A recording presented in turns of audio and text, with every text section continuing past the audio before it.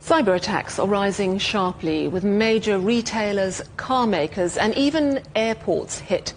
UK supermarket chain Co-op says an attack earlier this year cost them more than $276 million in lost sales. Its members had their data stolen in April. Marks & Spencer and Harrods were also targeted, with M&S alone facing a $400 million hit. Jaguar Land Rover says some of its IT systems are now back online after a cyber attack that crippled operations in the UK. Production has been halted since August, with staff off work as a result of the attack. The car maker has warned that factories may not reopen until next month. Automaker giant Stellantis also confirmed customer data was stolen in North America this month.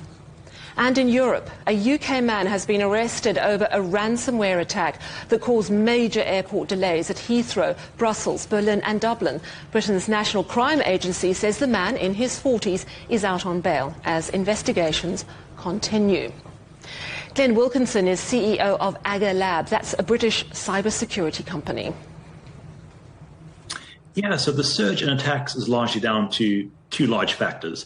The first one is it's a low cost. So it's not a huge barrier to entry for these criminals to get into this market, as opposed to traditional crime, where there's a lot more barriers to entry, I would say.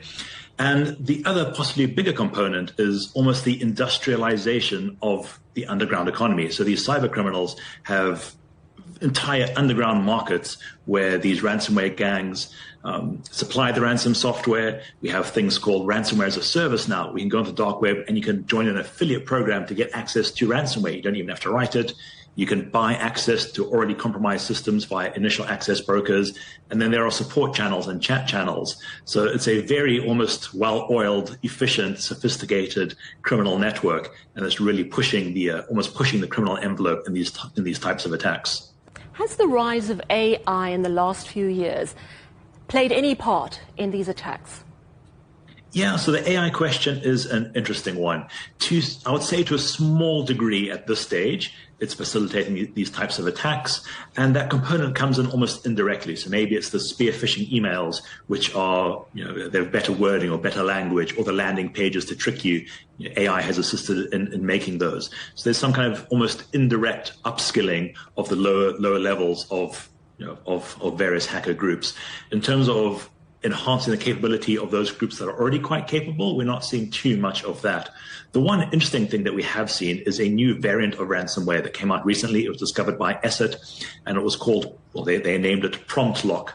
And essentially, it's a large language model that is downloaded onto your computer, and it almost compiles the ransomware, creates the ransomware in real time. So it's like having a tiny little AI bot that gets downloaded, and it looks at your system, looks at your files, tries to understand the environment, and then builds custom ransomware just for that instance, just for that computer, which makes it hard to bypass because it's almost a novel variant.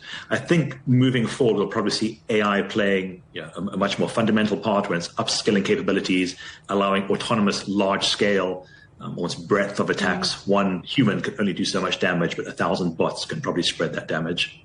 If we look at insurance cover, obviously, there is insurance cover for cyber attacks, but there's a lot of discussion around whether it's actually enough, because we're not, especially in the case of Jaguar Land Rover, we don't know how much cover they have, if they actually have insurance cover, and whether it would assist the downstream people, the third parties, that sort of thing. Do you think that's an area where companies need to invest in more heavily? Yeah, the cyber insurance question is a good one and a hard one to answer, to be honest. I think it's spot on. Jaguar Land Rover, they went talks with Lockton, I believe. They didn't quite make the discussions or the finalize everything in time. Cyber insurance is definitely a good thing to have for a lot of reasons. It can be quite tricky. It's like any insurance. You have to make sure you adhere to their terms and conditions, because sometimes if all your systems aren't patched or up to date, you'll be in violation of any claims, and you won't get the money back. So you have to make sure that even if you do have cyber insurance, that you have almost the right kind, and that you're fully compliant. The one interesting caveat with cyber insurance is that ransomware gangs may target organizations that they know have cyber insurance, because then they know they're going to get a payout. And we've seen instances where hackers will break in, they'll dig through your inbox, they'll find your cyber insurance policies, and then they'll drop the ransomware and say, right, I know your cyber insurance is £5 million, so I'm holding you to ransom for 4 million, 4 million for you and 7 million over just to get your systems back up and running. So there's definitely that interesting almost side caveat there of having cyber insurance.